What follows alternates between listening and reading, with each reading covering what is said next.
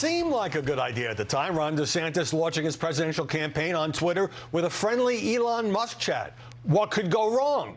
How about 26 minutes of mostly silence? They finally got a live stream going. Musk, DeSantis, and a moderator. He praised on each other and bashed the mainstream media. But by then, they'd lost half their audience. So why did Ron DeSantis roll the dice on Twitter not blowing up like a SpaceX rocket? He's hardly a big fan of the mainstream media and not a great orator, so he made the digital bet. What's fascinating is the ultra-polarized coverage of Musk, who's generally been hated by left-wingers since buying Twitter and admired by right-wingers for his free speech stance. I mean, look at this disgusting Vanity Fair headline. Ron DeSantis will formally announce his 2024 bid with Elon Musk because apparently David Duke wasn't available. I'm Howard Kurtz, and this is Media Buzz.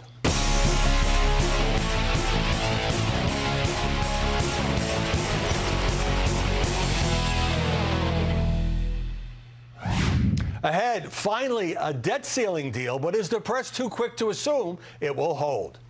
From the left, Ron DeSantis' Twitter fiasco is the talk of the town. Joining us now to analyze the coverage, Ben Nominich, editor-at-large for The Spectator, and in Los Angeles, Leslie Marshall, the radio talk show host. Both are Fox News contributors, Ben. So it was a disastrous launch. But putting that aside, what does Ron DeSantis get or not get by aligning himself so closely with Elon Musk? Well, I think, just to back up a second, I'm not sure that it was as disastrous as people think it was. And here's so many journalists were getting impatient. Well, I think that one of the things that's going on here, and we have to be aware of this as we go forward. You know, we are obviously here on cable news talking, in this format, and I think that what we saw in 2016 in particular was that Donald Trump would use Twitter and social media in ways that drove cable news coverage. Yes, I think that with Ron DeSantis, we're seeing a different approach, and we're going to see a different approach where it doesn't necessarily dovetail to what cable newsers are saying. By the way, can I point out to Joe Scarborough, you can't watch a Twitter space, okay? But this is the thing that I think is the overall takeaway. That bet on aligning yourself with Elon Musk and Twitter certainly was something that did not lead to any kind of a smooth launch here. Yeah. And I think that what you obviously could have done is have a big rally in Florida in a football stadium or something, and then gone off stage and had this same conversation. Right. And that, I think, would have been a much better way to do it. But ultimately, everybody was talking about this. Well, in a way. And he's, it sort of, you put a lampshade on it. And DeSantis raised a lot of money, about $8 million. So, Leslie, what does Musk, aside from the technological black eye, get from by essentially backing DeSantis? And does he now look like more of a partisan conservative?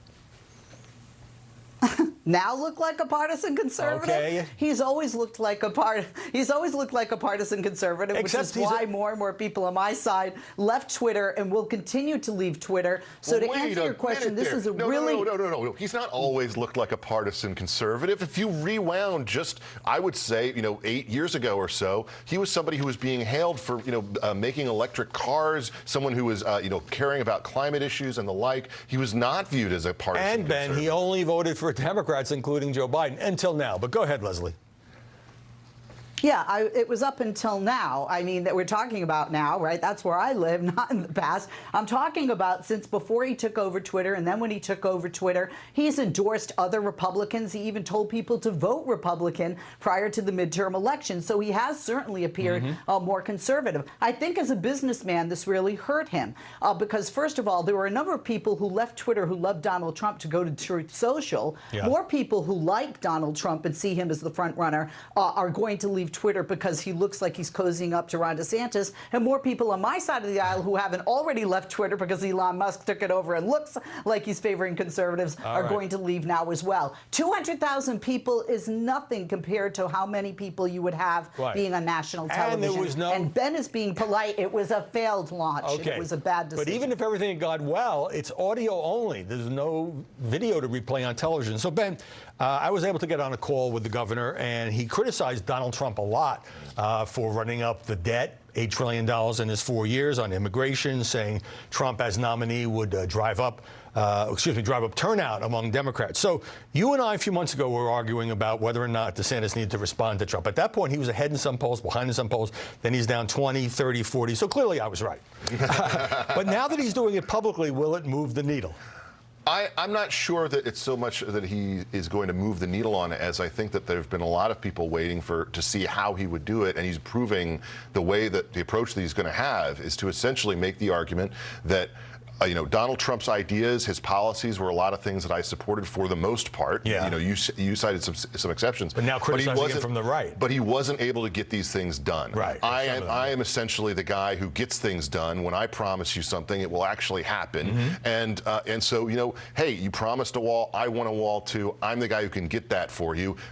Donald Trump already proved to you that he can't. And I think that is an approach that is an interesting approach. It's one that's I think going to be a policy-based one, and I wonder, as things inevitably get more personal, as they always do with Trump, how he's going to deal with those types of attacks. There is that question. Leslie, National Review's Rich Lowry in a column from the New York Times that was headlined, "He's not dead yet." Not exactly the headline we want when you're launching your presidential campaign.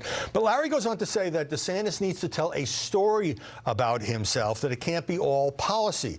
When they did get to the Twitter chat, they got really deeply into policy. I like policy, but it got pretty wonky for the average person, and I think it got kind of dull.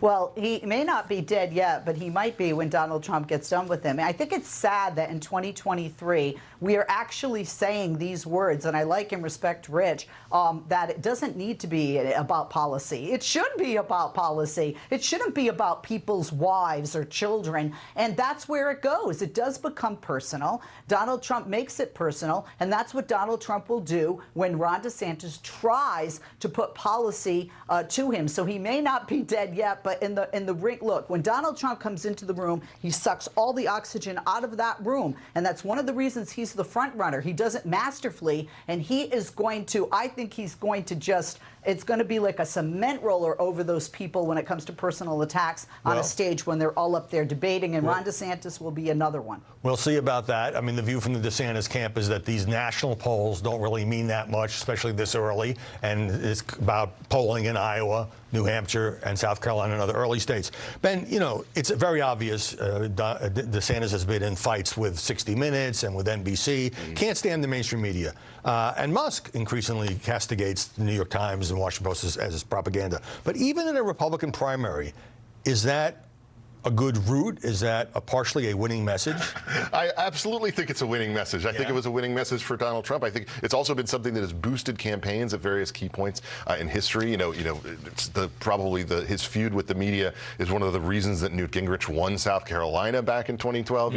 It's proven to be time and again something that's beneficial within the context of a presidential primary. But there's something else I think going on here too, which is that as you have seen people drop their different, subscriptions and the like, turn to a streaming kind of approach to consuming media and choosing really to listen to different sources, the power of these older institutions has faded as gatekeepers for conversation. So the truth is that he doesn't need to go on these programs. He doesn't need to sit down and engage with these people the same way that he might have had to a few cycles ago. But Leslie, let me get you in on that. If DeSantis avoids CBS and NBC and CNN, New York Times and so forth, isn't he limiting his own ability to get his message out? I mean, Trump hated CNN for 7 years, and then he did the town hall.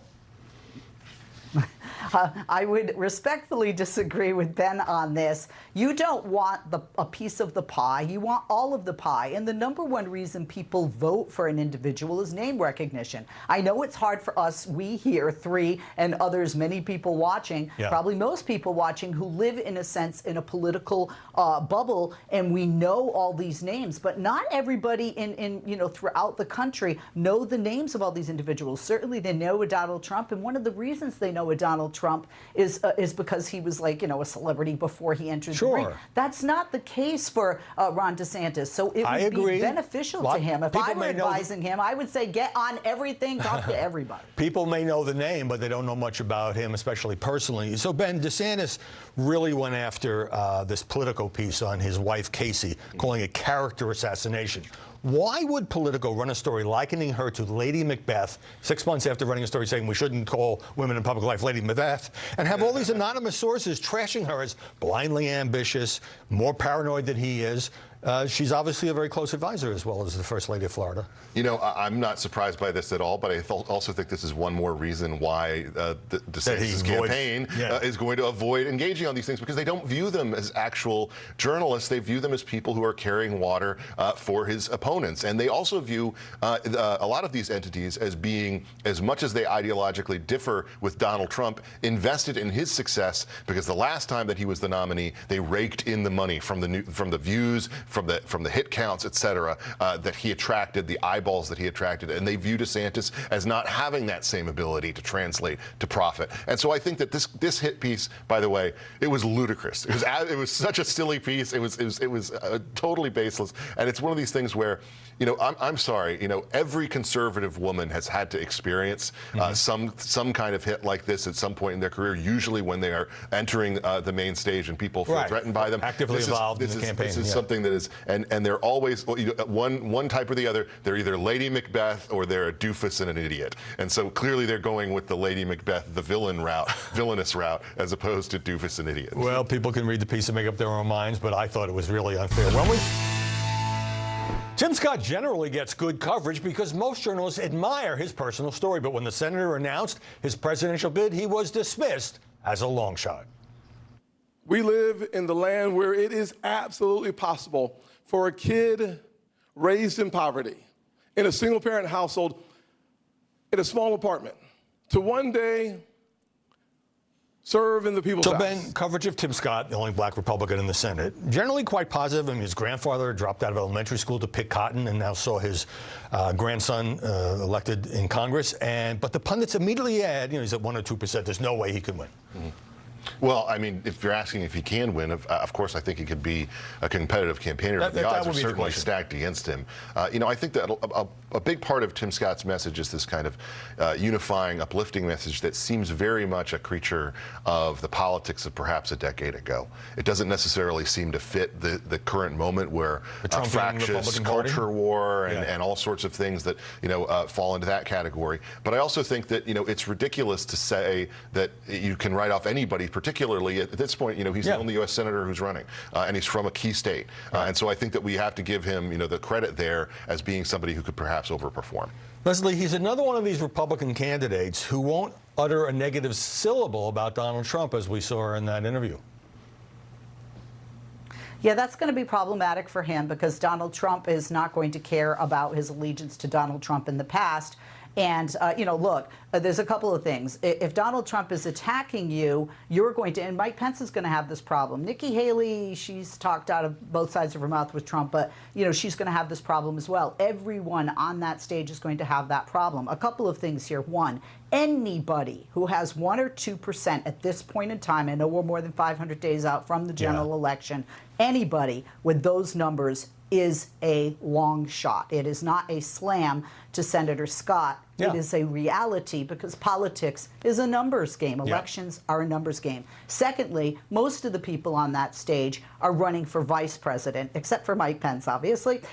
But if you're running for vice president, you're not going to slam somebody too hard, although it did work for Kamala Harris with Joe Biden, especially if that somebody is Donald Trump. Do you agree with that? Well, I think that it's fair to say much of that I agree with. The one thing that I think is different here is sort of this question of, well, what are the different lanes, what are the different categories of the Republican Party as you see them? And if you see it as essentially, you know, Donald Trump and Ron DeSantis fighting over the bulk of the party, I do think that there is this space for kind of an uplift, a socially conservative kind of, you know, old-fashioned approach to politics that may overperform a little bit, just because that's something that there clearly is still an appetite for, particularly among evangelicals in America. And I think that the question is kind of more, you know, does that go to Mike Pence? Does that go to Tim Scott? Right. And that's more the lane that exists there. Leslie, I want to give you a chance to respond to something that Ben said at the end of the last segment when we talked about that political piece on Casey DeSantis, and that is that conservative women in politics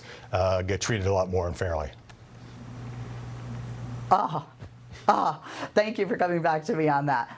Really, do you remember Hillary Clinton when she was first lady and she didn't want to bake cookies and how much they got on her? Michelle Obama. Children that were attacked first were Amy Carter and the Clintons' daughter Chelsea. So this has been going on. It's equal opportunity attacks on both women from the left and the right. I actually wrote a piece years ago defending Sarah Palin because women. Wait, no, let me finish.